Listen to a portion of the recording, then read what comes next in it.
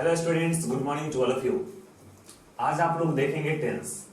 चूंकि इससे पहले जो 2 वीडियोस बने हुए हैं वो एक सेंटेंस के हैं और एक वर्ब्स के, तो आज आप लोग देखेंगे tense.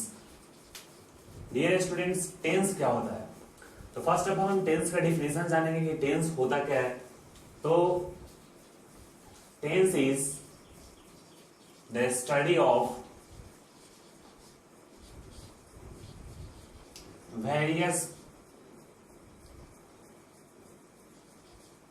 various forms of verbs that shows the time of action। Dear students, ये टेंस के बैकग्राउंड्स हैं और टेंस के बैकग्राउंड पहले पढ़ेंगे। नेक्स्ट टेंस के बैकग्राउंड पढ़ने के बाद हम लोग देखेंगे टेंस के वो जैसे ट्रेडिशनल स्टडी ऑफ टेंस देखेंगे। ट्रेडिशनल वे ऑफ टेंस का जो ट्रेडिशनल वे, जैसे सब लोग जानते हैं कि टेंस होता है, टेंस के काइंड्स होते हैं, टेंस के स्ट्रक्चर्स होते हैं और जैसे जो भी टेंस के काइंड्स होते हैं उसके affirmative structures, negative structures, interrogative structures, उसके बाद फिर नेगेटिव स्ट्रक्चर्स, फिर डब्ल्यूएच स्ट्रक्चर्स, तो वो हम लोग बाद में देखेंगे। उससे पहले कुछ हम ऐसे यहाँ पर वे देखेंगे टेंस का। ये नया वे है जिससे कि आपके टेंस के कोई भी सेंटेंस मिस्टेक ना हो एंड लिखते समय आपके माइंड में एक सेटअप बना हो कि आपको सेंटेंस जब भी लिखे, किसी टेंस का कोई भी सेंटेंस लिखे तो मिस्टेक ना करे। इसके लिए यहाँ पर आपको कुछ तरीके बताए जाएंगे, उसको ध्यान से देखना है, उसको माइंड में सेट करना है। तो देखेंगे स्टूडेंट्स की tense is the study of various forms of verbs that shows the time of action. Means tense क्या है? Study of various forms of verbs है। वेरियस फॉर्म्स ऑफ वर्ब्स यानी कि वर्ब्स के अलग अलग फॉर्म्स का स्टडी टेंस होता है। तो स्टूडेंट्स, आप जानते हैं कि वर्ब्स के कितने फॉर्म्स होते हैं? 5 फॉर्म्स होते हैं, V1, V2, V3, V4, V5। And next tense में जो वर्ब्स यूज किए जाते हैं, तो एक तो या तो V1, V2, V3, V4, V5 use किए जाते हैं। Next is, am, are, was, were, do, does, did, has, have, had, shall and will. तो टेंस में इन वर्ब्स के अलावा कोई और वर्ब्स यूज नहीं किए जाते हैं। ये क्लियर? नेक्स्ट आपको जानना है कि is, am, are, was, were क्या होता है। तो वर्ब्स जब पढ़ाया गया था तो उस समय सभी स्टूडेंट्स को बताया गया था कि वर्ब्स जो हेल्पिंग वर्ब्स होते हैं उसके 3 बेसिक फॉर्म्स होते हैं, to be, to do, to have. To have be का मतलब is, am, are, was, were. Been भी होता है उसका मतलब, बीन भी होता है उसका मतलब। देन वैसे ही डू का डू, डज, डिड होता है। टू हैव मींस हैव का हैज, हैव और हैड होता है। तो स्टूडेंट्स, आप लोगों ने ये चीज समझ गया। तो इसमें देखना है कि is, am, are, was, were के बाद जब भी कोई एक्शन वर्ड हो, एक्शन वर्ड समझते हैं, वर्ब्स, मेन वर्ब का कोई भी फॉर्म हो, एक्शन वर्ड जैसे प्ले, डांस, सिंग, तो इस तरह से जितने भी वर्ड्स होंगे वो एक्शन वर्ड कहलाते हैं। तो is, am, are, was, were के बाद जब भी कोई एक्शन वर्ड होंगे तो वह हमेशा वर्ब के 4th फॉर्म में होंगे। ये माइंड सेटअप कर लेना है कि is, am, are, was, were के बाद जब भी कोई वर्ब फॉर्म्स होंगे तो वो वर्ब के 4th फॉर्म में होंगे। जिस 4th फॉर्म को प्रेजेंट पार्टिसिपल कहा जाता है। Present participle.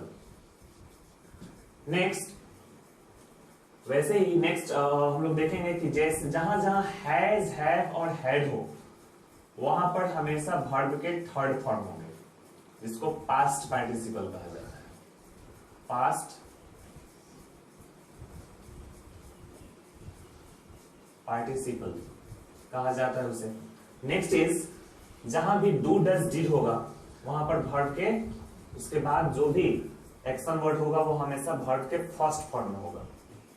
ये क्लियर। नेक्स्ट इज शैल और विल के बाद जब भी शैल विल के बाद ऑलवेज किस फॉर्म में होता है, वर्ब फर्स्ट फॉर्म में होता है। वैसे ही जैसे ही शैल विल के बाद बी आया, तो ये पहले क्लियर था कि is am are was were be का फॉर्म होता है, वैसे ही बी का कोई भी फॉर्म आता है अगर, तो बी के फॉर्म के जस्ट बाद वर्ब का फोर्थ फॉर्म होता है। तो यहां पर देख रहे हैं स्टूडेंट्स कि शैल और विल के बाद जैसे ही बी आया, तो बी के बाद क्या हो जाएगा, बी वर्ब के फोर्थ फॉर्म हो जाएंगे। नेक्स्ट वैसे ही शैल और विल के बाद जैसे ही हैव होगा, तो वर्ब के थर्ड फॉर्म हो जाएंगे। शैल और विल के बाद जैसे ही हैव हो जाएगा और बीन हो जाएगा, परफेक्ट कंटिन्यूअस में ऐसा होता है, तो वहां भी वर्ब के फोर्थ फॉर्म आ जाएंगे। एक चीज वहां ऊपर भी छूट गया है कि जैसे हैज हैव हैड के बाद हमेशा वर्ब का थर्ड फॉर्म होता है, लेकिन जैसे ही हैज हैव हैड के बाद परफेक्ट कंटिन्यूअस में बीन आता है, तो क्या आता है यहाँ पर, वर्ब के फोर्थ फॉर्म आ जाते हैं। ये क्लियर। इसमें कोई डाउट अगर है तो आप कमेंट में लिख सकते हैं या फिर व्हाट्सएप पर मैसेज करके पूछ सकते हैं कि हाँ सर। फिर यहां पर आप देखेंगे कि वर्ब के थर्ड फॉर्म को क्या कहा जाता है, वर्ब के फोर्थ फॉर्म को क्या कहा जाता है। वर्ब के फोर्थ फॉर्म को प्रेजेंट पार्टिसिपल, वर्ब के थर्ड फॉर्म को पास्ट पार्टिसिपल कहा जाता है। एक बार फिर से, वर्ब के थर्ड फॉर्म को पास्ट पार्टिसिपल और वर्ब के फोर्थ फॉर्म को प्रेजेंट पार्टिसिपल कहा जाता है। तो वर्ब के थर्ड फॉर्म का यूज हमेशा परफेक्ट टेंस और पैसिव वॉइस में किया जाता है। वर्ब के थर्ड फॉर्म का यूज हमेशा परफेक्ट टेंस और पैसिव वॉइस में किया जाता है, बाकी कहीं नहीं किया जाता है। वर्ब के फोर्थ फॉर्म का यूज हमेशा कंटिन्यूअस टेंस और परफेक्ट कंटिन्यूअस में किया जाता है। यानी कि कंटिन्यूअस टेंस और परफेक्ट कंटिन्यूअस में जो भी एक्शन वर्ड होता है वो हमेशा फोर्थ फॉर्म में होता है। Fifth form third person singular number, यानी सिंपल प्रेजेंट टेंस में थर्ड पर्सन सिंगुलर नंबर के साथ जो वर्ब्स आते हैं, जो एक्शन वर्ड आते हैं, वो फिफ्थ फॉर्म में होते हैं। Fifth form in the sense E और ईएस लगा होता है उसमें। अब यह क्वेश्चन यह है कि वो सिंगुलर फॉर्म होता है। तो यहां पर एक पॉइंट है कि nouns are always in singular form and that are changed into plural by adding s या es, और उसके भी और भी मेथड्स होते हैं। वैसे ही verbs are always in plural form and that are changed in singular by adding s और es। तो नाउन हमेशा सिंगुलर होता है, उसको प्लूरल बनाने के लिए s या es का यूज किया जाता है, ऐड किया जाता है उसमें s es, या और भी मेथड्स होते हैं। जैसे थिप का थीप्स होता है, तो उसमें तो एसीएस के अलावा भी कुछ चेंजिंग होते हैं। यहां पर देखेंगे कि जैसे गोज लिखा हो, कहीं गोज, सपोज दैट कि गोज नहीं, अगर गो लिखा है तो इसके साथ हम ही लिखते हैं, ही गो। ये सेंटेंस रॉन्ग होता है, क्यों? चूंकि यह सिंगुलर है और ये प्लूरल है, इसीलिए हम हमेशा क्या लिखते हैं, ही गोज लिखते हैं। क्योंकि यह भी सिंगुलर, यह भी सिंगुलर। क्यों ऐसा होता है? क्योंकि सब्जेक्ट वर्ब एग्रीमेंट जो सिंटैक्स हम लोग कहते हैं, सिंटैक्स का फर्स्ट रूल यह होता है कि singular subject takes singular verb and plural subject takes plural verb. तो सिंटैक्स आप लोग थोड़ा सा यहां पर देखेंगे कि सिंटैक्स का एक ही रूल होता है, singular subject takes singular verb and plural subject takes plural verb. बाकी के सिंटैक्स के जितने रूल होते हैं वह सिंटैक्स के रूल नहीं होते हैं, वह रूल इसलिए होते हैं ताकि आप सिंगुलर सब्जेक्ट पहचान सके, आप सिंगुलर वर्ब पहचान सके, इसके लिए होते हैं। तो आप लोग नेक्स्ट देखेंगे कि ये चीज क्लियर है, और ये 2-3 पॉइंट क्लियर। अगर आपको कोई डाउट हो यहाँ पर तो आप पूछ सकते हैं, बिल्कुल बिना विदाउट एनी हेजिटेशन। ये वर्ब के ये क्या होते हैं, वर्ब के फर्स्ट फॉर्म होते हैं। इसका यूज सिंपल प्रेजेंट टेंस में किया जाता है, और मींस सिंपल टेंसेस में किया जाता है, वो प्रेजेंट हो, पास्ट के निगेटिव में किया जाता है, और फ्यूचर के भी सिंपल फ्यूचर में किया जाता है, बाकी कहीं नहीं किया जाता है इसका यूज। और नेक्स्ट इज ये है पास्ट टेंस। इसका यूज केवल सिंपल पास्ट टेंस में किया जाता है अफर्मेटिव सेंटेंस में। चूंकि निगेटिव सेंटेंस में सब्जेक्ट के जस्ट बाद डिड आ जाता है, डिड आने की वजह से उसका जो अगला वर्ब्स होता है, मेन वर्ब्स जो होता है, वो वर्ब के फर्स्ट फॉर्म में आता है। चूंकि एक ही वर्ब पास्ट को शो करने के लिए डिड काफी होता है। ऐसा नहीं कि हम दो बार डिड मतलब दो बार सेकंड फॉर्म लिखे, या ऐसा नहीं पास्ट है तो सारे वर्ड्स को इज में भी ईडी लगा दे, ऐसा नहीं होता है। इज एक अलग फॉर्म्स होता है वर्ब्स के, आप लोग जानते हैं। नेक्स्ट इज, इतने क्लियर हो रहे हैं स्टूडेंट्स। आप नेक्स्ट देखेंगे यहाँ पर कि जैसे ही आप सपोज एक एग्जांपल लिखते हैं कि राम इज, इसके बाद कोई एक्शन वर्ड लिखना है, प्ले, डांस, सिंग, इस टाइप का कोई वर्ड लिखना है। जैसे प्ले हम लिख दिए तो इसमें आईएनजी, तब ये सेंटेंस सही हुआ। ये क्लियर हो रहा है कि जैसे ही इज आया तो उसके बाद के वर्ड में आईएनजी लगा देंगे। लेकिन जैसे ही सपोज दैट कि यहां पर आ रहा है मोहन हैज, तो माइंड में आ गया कि हाँ जैसे ही हैज लिखे हम तो उसके बाद क्या होगा, वर्ब के कोई थर्ड फॉर्म होंगे। इसको समझना इसी तरह से, जैसे ही सपोज दैट कि आप लिख रहे हो गीता,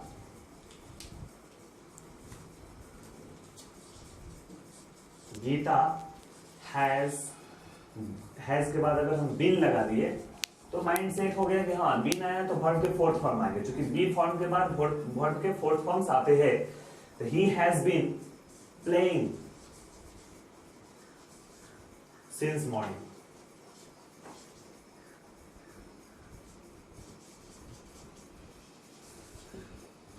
क्लियर? तो ऐसे होता है। जैसे यू विल प्ले, लेकिन जैसे यहां है यू विल बी आने से माइंड अच्छा बी आ गया, तो यहां पर क्या होगा, वर्ब के फोर्थ फॉर्म आएंगे। इस तरह से आपके टेंस के कोई सेंटेंस मिस्टेक होने के चांसेस अब कम है। और फिर भी अगर आपको इसमें कोई डाउट लगता है तो आप बिल्कुल पूछ सकते हैं। देयरआफ्टर आप देखेंगे कि do, does, did, has, have, had लिखा गया है। तो टेंस के जो फर्स्ट फॉर्म होते हैं सिंपल पास्ट, उसमें वर्ब्स हिडन होता है। जैसे ही गो केवल होता है, जैसे ही गो, ही गोज होता है, सॉरी ही गोज हुआ। तो डू, डज, डिड का यूज सिंपल प्रेजेंट और सिंपल पास्ट के, सिंपल प्रेजेंट में ये दोनों यूज होते हैं और सिंपल पास्ट में ये। तो सिंपल प्रेजेंट सिंपल पास्ट के निगेटिव सेंटेंस में इनका यूज होता है। सिंपल प्रेजेंट सिंपल पास्ट के अफर्मेटिव में इन ये वर्ब्स नहीं आते, वो ऐसे ही हो जाता है। ही गोज, या suppose that he played. Okay, next है कि प्रेजेंट के एक एग्जांपल ये हो रहा है। इसमें देख रहे हैं आप लोग कि डू, डज नहीं आया, सिंपल पास्ट में यहां पर डिड नहीं आया, विदाउट डिड ही।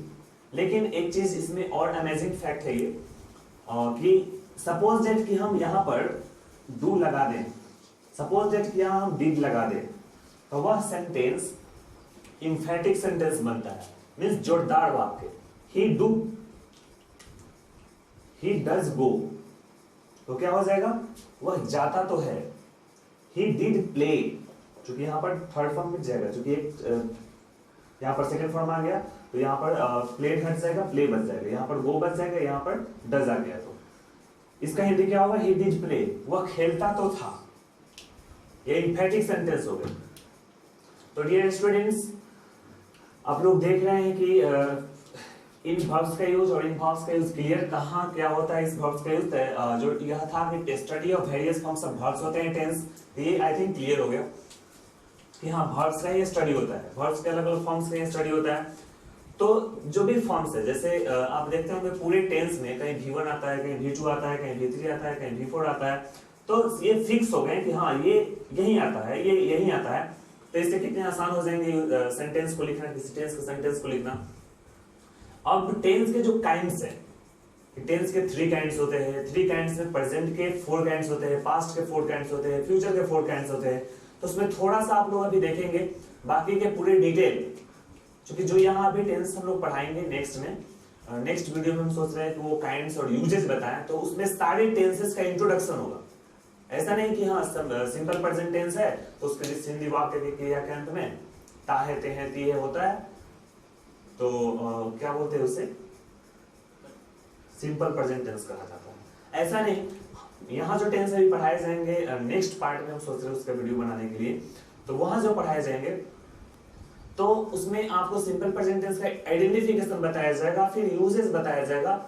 नहीं तो फिर वही हाल होगा कि एक टीचर बोलते हैं क्लास में कि वह कोई भी वर्ड जिसके हिंदी मीनिंग के लास्ट में ना लगाओ वह मेन वर्ब होता है।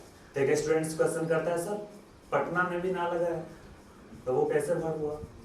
तो वैसे नहीं पढ़ना है टेंस, वैसे इंग्लिश नहीं पढ़ना है, इंग्लिश वैसे पढ़ना है जैसे इंग्लिश आगे कैसा है फॉरेन लैंग्वेज है, तो जहां से ये आया वहां इसका क्या कॉन्सेप्ट है उस बेसिस पर पढ़ना है, या उससे स्टैंडर्ड और भी स्टैंडर्ड जाकर के पढ़ना है। जैसे आप लोगों ने ये पढ़ा देखा कि हाँ ये एक नया तरीका है जानने का।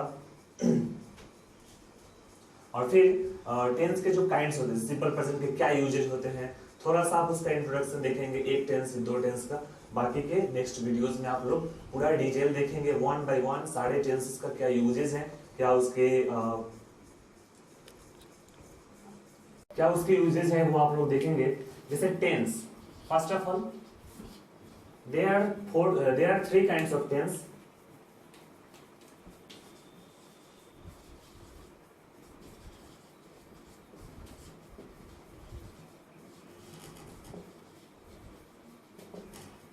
First is present tense. अब यहां पर देख रहे हैं नेक्स्ट की सेकंड होता है past tense, third is future.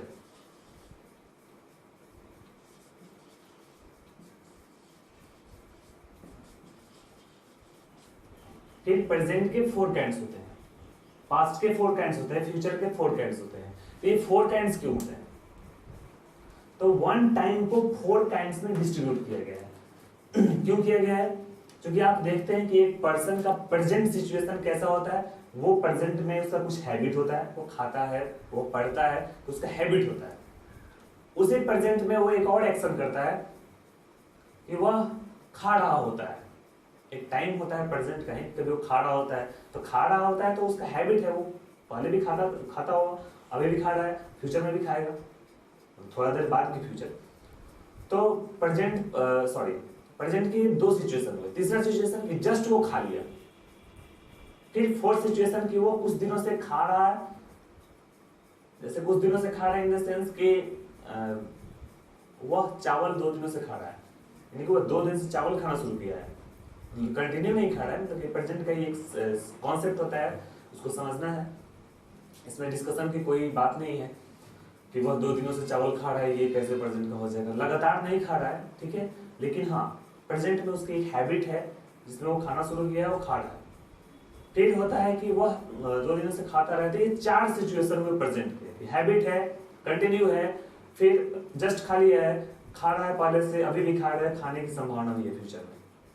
तो ये 4 सिचुएशंस वैसे ही पास्ट में होता है, वैसे ही फ्यूचर में होता है। जैसे पास्ट में क्या होता है कि उसका कुछ हैबिट था, वो उस टाइम कंटिन्यू था, वो फिर नेक्स्ट चीज क्या था कि जस्ट खा लिया था, फिर वो पास्ट में खाना शुरू किया था, पास्ट में खाया था, पास्ट में कुछ दिनों तक और आगे तक संभावना रहा था, वो कंप्लीट भी हुआ था। नेक्स्ट वैसे ही फ्यूचर का है कि फ्यूचर में खाएगा, फ्यूचर में कंटिन्यू रहेगा, फ्यूचर में खा लेगा। और नेक्स्ट इज जो 4th सिचुएशन बच गए फ्यूचर के, कि फ्यूचर में खाना शुरू करेगा, फ्यूचर में खाएगा और फ्यूचर में और आगे तक खाने की संभावना रहेगा। तो ये होते हैं प्रेजेंट के। तो ये आइडेंटिफिकेशन जैसा यहाँ भी हमने बताया, उसी को और डिटेल में प्रेजेंट के जो 4 काइंड्स होते हैं, simple present tense, present continuous tense, present perfect tense, present perfect continuous tense. तो सिंपल प्रेजेंट टेंस के क्या आइडेंटिफिकेशन है, फिर उसका यूज क्या क्या है, फिर उसके कुछ एक्सेप्शंस भी होते हैं। सेंटेंस जैसे सूरज पूरब में उगता है, the sun rises in the east. और इस बात को हम अलग, ये यूनिवर्सल फैक्ट है, यूनिवर्सल ट्रूथ है कि सूरज पूरब में उगता ही है, ऐसा नहीं कभी पश्चिम से उग जाए। वो प्रोवर्ब्स की बात अलग है कि क्या आज सूरज पश्चिम से उगा है क्या, आज आप टाइम पर आ गए, ये एक प्रोवर्ब्स से अलग बात है। बट आप यहाँ पर देख रहे हैं कि जो भी टेंस इसके 4 काइंड्स होंगे, इसके 4 और इसके 4, इस सारे 4 के आइडेंटिफिकेशन यूजेस, एकदम परफेक्ट यूजेस, और फिर उसके कुछ एक्सेप्शन जो होंगे वह सब मिला करके अब नेक्स्ट वीडियो में फिर हम आपसे मिलते हैं। तब तक के लिए थैंक यू, और आप मेरे चैनल को सब्सक्राइब कीजिए और जितने स्टूडेंट्स के पास हो सके शेयर कीजिए ताकि उनको बेनिफिट हो सके। Thank you.